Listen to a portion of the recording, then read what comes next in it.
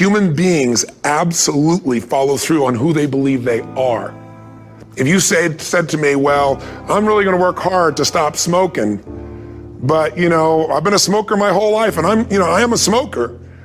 I know your days are numbered. You're gonna be back smoking cigarettes again, because we all act consistent with who we believe we are. I tell people the strongest force in the whole human personality is this need to stay consistent with how we define ourselves. If you define yourself as somebody who is really conservative, you're not gonna be crazy and act nuts unless you're really drunk or something, and then you can say it's the alcohol, when it's really just you finally getting permission to be yourself. The alcohol is your excuse. If you're a really crazy person, you act crazy, outrageous, playful. You don't act conservative because that's not who you are. Very often people say, well, I can't do that. I'm not that kind of person. And I always say to people, really, when did you define yourself? I mean, really, how many years ago did you come up with what you could and couldn't do in your life? How many years ago? Most people, if they really look at how they're living their life today, it's based on a set of standards, a set of beliefs that they made choices about 10, 20, 30 or more years ago. I mean, very often we made decisions in our youth or very young about what to believe, about what we were capable of, about who we are as a person, and that becomes the glass ceiling, if you will, that controls us. There's a corny metaphor, but it's true. I remember one time I was with my family at the circus, and there was a person there and they had this big giant elephant, and you look at this elephant and they take this little rope, put it around the elephant's neck, and they drive this stake into the ground. And I mean, you look at this and you know that elephant could rip down the entire tent with almost no effort, and yet the elephant doesn't struggle, doesn't try. Why? Because the elephant's conditioned. And they take that elephant and condition the elephant when it's a baby elephant. That's how they train him. When it's a little baby elephant and it doesn't have the power yet, they put a big rope around it and they drive this huge stake in the ground, and the elephant fights and fights and fights. And one day, finally, that elephant decides, I'm not capable of pulling this out. And once that becomes the definition of an identity of anyone, an elephant in this case, they don't even try anymore. It's just who I am, that's how it is, that's just the way it is in my life. I'd like to ask you to take a look at any place you've got a limitation and ask yourself, when did I decide to accept that limitation? And you may not even see it as a limitation, you might see it as just that's who I am. But so often in our lives, we've adapted to be a certain way so that we don't fail or so that people will like us or respect us, but it's not necessarily who we are. Joy comes when you're spontaneous. It's really hard to be truly happy when you're not being yourself. And most of us have no clue who we are. And so a big part of my work, if you've ever been to an event, you know, is to get people to do things spontaneously without thinking, because that's when the real you shows up. That's when the energy comes alive. And when you do that, when you start to connect to your true nature, suddenly there's energy available for you to set a higher standard for what you want in your life. That's what this is really all about. And when I talk about standards, when I talk about, shoulds versus musts, think about your own life. I know there have been areas in your life where some point in time you just shifted and you raised the standard and your life changed. Because whatever people have their identity attached to, they live. We live who we believe we are. That's just how it works. It's just kind of like, I'll give you an example. Look at your physical body. Your physical body today is an absolute reflection of only one thing, not your goals, not your desires, but your standards. The identity you have for yourself. If your standard is you're an athlete, then there's a certain amount of strength, a muscle tone, and energy that's available in your body on a regular basis because that's who you are. And so you do whatever is necessary to maintain that identity. Again, the strongest force in the human personality is this need to stay consistent with how we define ourselves. Because if you don't know who you are, you wouldn't know how to act. Once you lock in on that identity, your brain finds a way to keep you there. If you say, man, I'm overweight, I've always been overweight, I'm big boned, and that's the story you got, then you're gonna always find a way to get back there. That's your settling point. That's your identity. That's where things lock in. If you see somebody who's in really great shape, you ask them, do you work out? You know the answer. Yes, how often? And they'll tell you 3 times, 4 times, 5 times a week, whatever. In a seminar, I'll ask people, who here works out at least 5 days a week? And I'm stand up. And you look around that room and you know that they work out 5 times a week because you can see their body. You don't just get a result without some kind of action, without some form of ritual. Ritual meaning actions you do consistently. Now, do you think those people that are out there working out 5 days a week, do they have more time than you do? Or I have, or anybody else? Of course not. Is their life less busy? Of course not. It's just a must for them. They must work out that way, and they've made that turn and their life's changed. So I'm not saying you have to work out 5 days a week.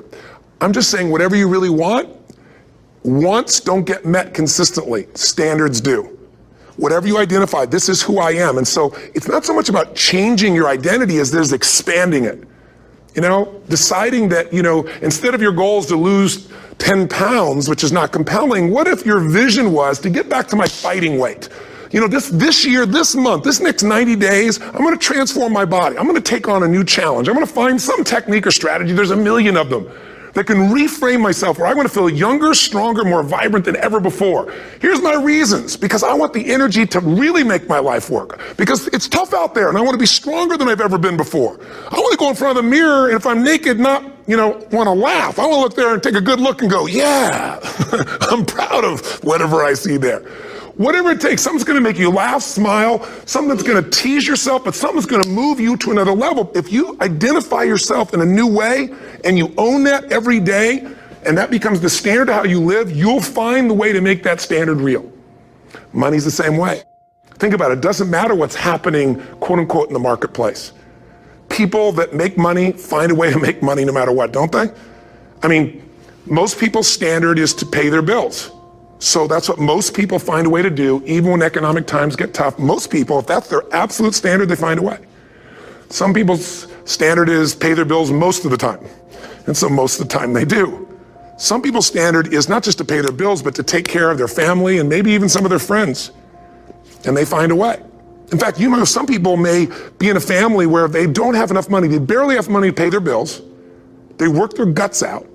And then somebody, their mother, their father, somebody else, their sister gets ill, and there's not enough money to take care of it. Nobody else has money in the family. They don't either, but they find a way to get that money to take care of their mother or father, don't they? And pay their bills. They never could do it before. Why? The situation made them raise their own standard. And not everybody does that. Somebody else in the family might have money and still not take care of their mother. It all comes down to the inner game, my friends. Changing your life is a change in the inner game. The outside world you can't control, but you have absolute control over this one if you learn the dynamics of what shapes you. And identity is one of those simple, clear, fundamental basics that if you start to shift it, everything else will shift in your life as well. Some people, by the way, have to have more than enough money to do what they want, when they want, where they want, with whomever they want, contribute the way they want. And if that's their must, they find a way. I know that sounds overly simplistic, but it's true. You know, somebody once said you can take all the money in the world out of the hands of everybody, out of all the wealthy people in the world who are really successful, give it to other people. It wouldn't take too long, those people would have it back in their hands. It's not because they're manipulative, it's because they have a standard. Some are manipulative, don't get me wrong, but they got a standard of what they're gonna find a way to make happen. I'm just simply saying to you, take those 3 magic words and live them. Raise your standard. And if you really wanna do it, then I'll tell you the most important secret. Have you ever done this?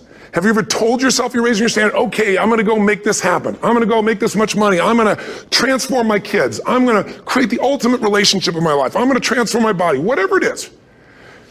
And then you don't have strong enough reasons and you don't use it. You don't follow through. It's because you didn't back up your standards with what makes those standards real, and that's rituals. Rituals are where the power is.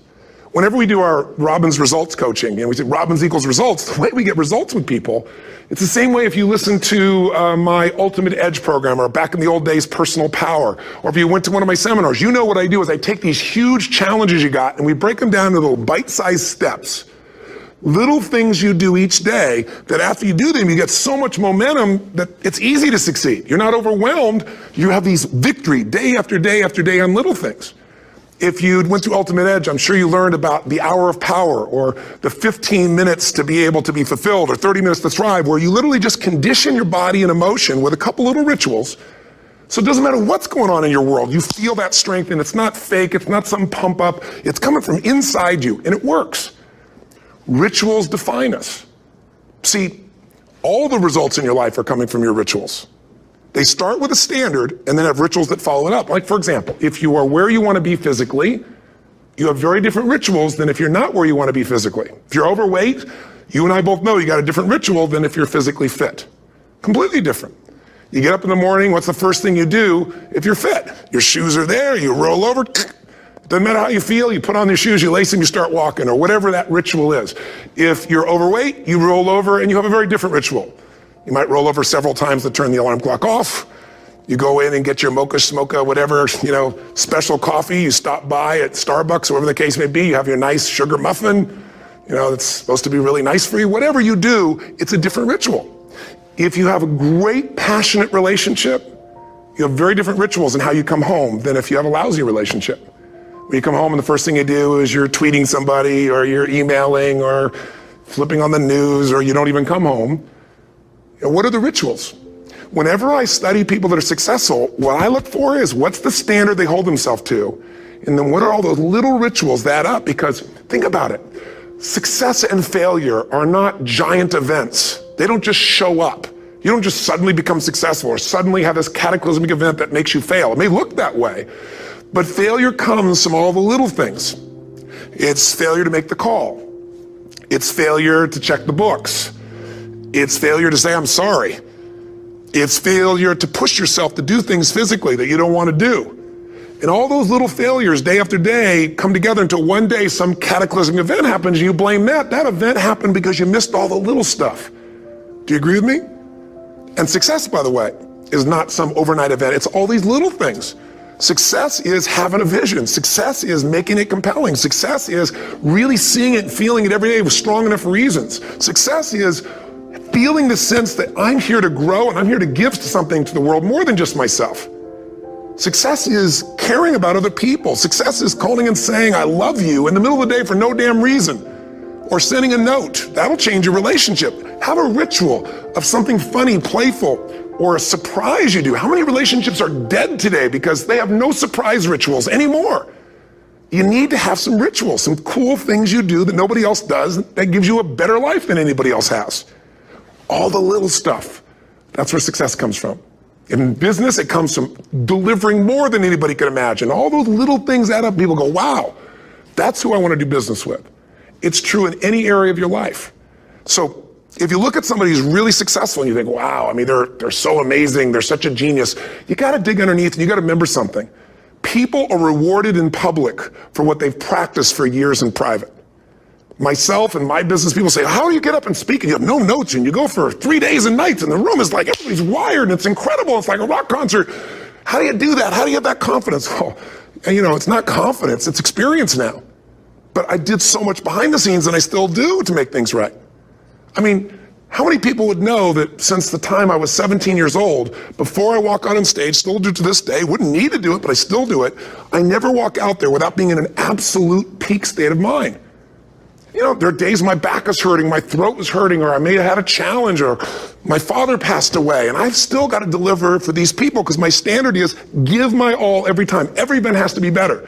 Talk to anybody who's been to our events for 5, 10 years, some of our trainers, and I'll say, I don't know how he does it. He always finds a way to make it better. That's not an ego thing. That's a standard in me. I have to find the way.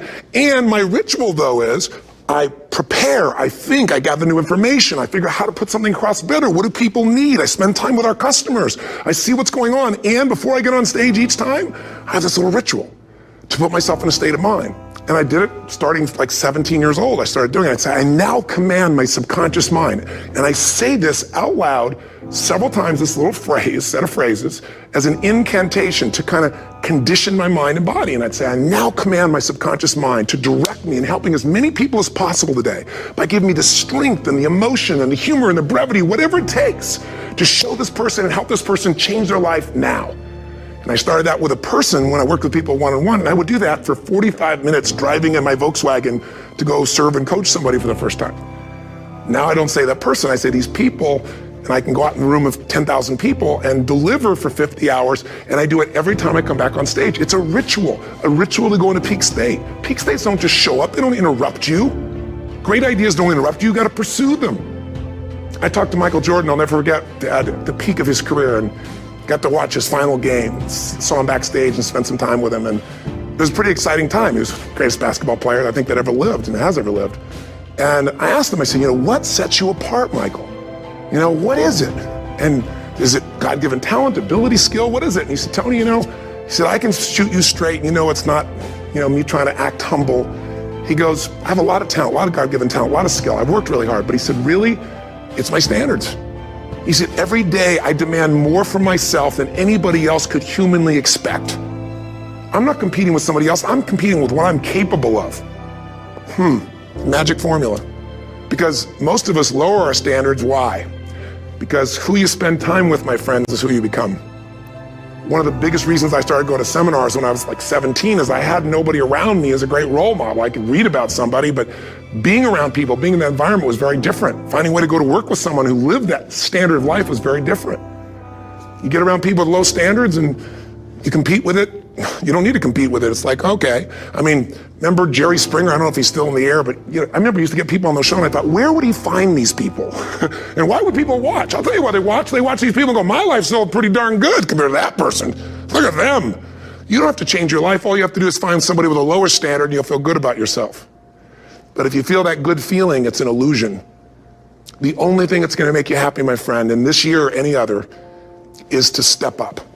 It's to raise the standard. It's to discover what you're capable of and feel that incredible power of pushing through whatever's holding you back and get to the other side of more of your true self. That's what this game's all about. And look at the best of the world in anything. Tiger Woods, what's his vision? To win golf tournaments? No, to be the best that ever lived. That's his goal. That's his vision. But here's what's interesting. He backs it up with rituals. If you just have a vision and you don't have the rituals, stop lying to yourself. His rituals are, he started doing things nobody did before. He went and started lifting weights. Golfers lifting weights? No way. He went out and he changed his swing when he was the best in the world because he realized in order to be the best that ever lived, he was gonna have to change his swing. If you know anything about golf, you don't change your swing when you're the best. And he went and retrained himself because he has different rituals than other golfers. Now many people are modeling his rituals to get better. It's amazing. You know, you look at somebody like Michael Phelps, the 2008 swimmer, won 7, only 2 people, I think, in history, if I remember correctly, that have gotten 7 gold medals in one session. And here's a guy, he's got number 6 under his belt, and he's exhausted, and he's going in for that final swim. I'm sure you remember. And how does the guy win? By 1/100th of a second. Do you think that was some massive skill that got him over the top? Or was it a standard that says, this is who I am? I am the champion. And no one is taking this from me. And somehow in those final milliseconds, 1/100th of a second, he pushed himself just beyond his competitor. But you know about Michael Phelps? What allowed him to be able to push beyond that moment is his rituals. Go study the guy. Most people who swim have these unbelievable workouts. He does 2 and 3 of those workout sessions a day. All the other swimmers in the beginning thought he was insane. You're gonna overtrain, you can't do that, it's not physically possible. But he had a standard and the rituals to back it up. So here's my final message to you, because I've gotten carried away. I thought I was gonna send you like a 5-minute message, but as you can see, there's no script here. It's just me going a little crazy with you, but I wanna really see you get what you want this year. Don't let this year be like last. And if last year was great, still don't let it be that way. Raise the standard. If your life is perfect and extraordinary, you darn well know you're not gonna be happy unless you keep making it better. That's what makes us feel alive. It's not what we get that makes us happy. It's who we become and what we're able to give because we become more. That sense of contribution is what creates the deepest meaning. So here's my assignment for you if you want one. If you want to go from conversation to some action, here's a simple thing to do. What's an area of your life right now that you really want to improve? What's an area that's important to improve? If your body's great, how about your career? If career's great, how about your relationships? Intimate one especially, or your kids. Or your relationship with your creator, your spiritual side of your life? Or is it your finances? Figure an area that really matters. Decide on that area. Number 1, write down what your life is like in that area right now as specifically as possible. So you might say, well, I'm 13.5 pounds overweight, whatever the weight is, whatever the situation is, or my body fat's like this, or I wake up exhausted in the morning, and you write the truth of where you are right now. So you're real clear. Or I'm not in a relationship. I say I want a relationship, but I'm not in one, and I don't seem to find them. All the good ones seem to be gone is my belief. And I really do want one, but I don't have it. Whatever your definition. Or I'm in a relationship, and God, I wish I wasn't in a relationship. I'm planning my escape. Wherever you are. Or I have a wonderful relationship. We love each other, but there just isn't enough passion. Just write the truth of where you are. The area you want to change, but write how it is. And then the second step is, this is where you got to be really honest with yourself. What are the rituals that have put me there? Because whatever results you're getting, even if you don't like the results, there's some rituals that are keeping you in that place. There's some rituals of what you eat or don't eat, how you move or don't move, how you sleep or don't sleep. There's some rituals in the lack of variety or spice or energy or focus in an area. There's something you're doing, and it's usually not one thing, it's a bunch of little things that you kind of do consistently whenever you think about getting in a relationship, whenever you think about working out, whenever you think about money. You get yourself in a state of overwhelm. You start thinking about all the things you can't control. Just write down all the rituals you have, and then here's the third step. What do you want? What's your vision? And be really specific. I want to be my fighting weight. I want to be the strongest I've ever felt. I'm going to turn whatever it is, be specific. And then, last step number 4, what are the rituals that'll get you there? What would you need to do differently each morning if you're going to be that kind of energy, that kind of strength? How often would you work out? What days would you work out? What time? A ritual is something you do consistently, usually at a specific time, so it becomes automatic. Let me tell you something. Willpower doesn't last, but rituals can last a lifetime. I bet you have some rituals in your life right now you've been doing for years, even though some of them don't serve you. I'm just saying, wake yourself up. If you want a new year and a new life, you don't need to start on January 1st. Start today. Start with this little video. And just begin to see what happens and see how easy it is to just do a few little rituals. Don't do them all, just do 2 or 3 new things. And you know what happens? You'll get momentum. Because once you discipline yourself in one area of your life, you feel yourself doing it in other areas as well. I always say something that my original teacher taught me. I always remind people, there's always 2 pains in life. There's the pain of discipline, or there's the pain of regret. And discipline weighs ounces, as my friend Jim Rohn taught me. Regret weighs tons. You don't want to have regret. So right now, what do you want to change? What's it really like?